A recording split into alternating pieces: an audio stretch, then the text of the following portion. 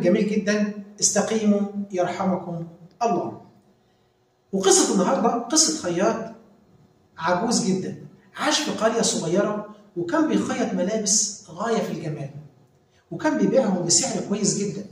في يوم من الأيام جاله واحد فقير من أهل القرية وقال له: أنت بتكسب مال كتير من شغلك، ليه مش بتساعد الناس الفقراء في القرية؟ شوف الجزار اللي جنبك ما يمتلكش مال كتير، ومع ذلك بيوزع كل يوم قطع من اللحم من غير فلوس على الفقراء. ما ردش الخياط عليه. الخياط ابتسم بهدوء وسكت.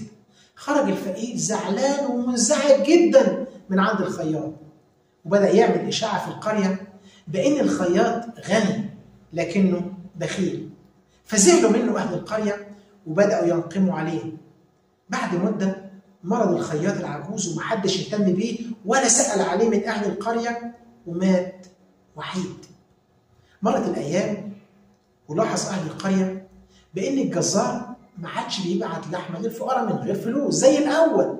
جم الناس سألوه عن السبب، فقال بأن الخياط العجوز هو اللي كان بيديني مبلغ كل شهر علشان اشتري بيه لحمة ووزعها على الفقراء، ولما مات فتوقفت عن التوزيع بموته.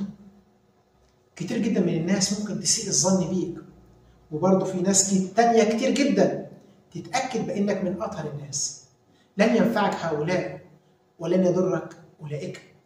المهم حقيقتك وما يعلمه الله عنك.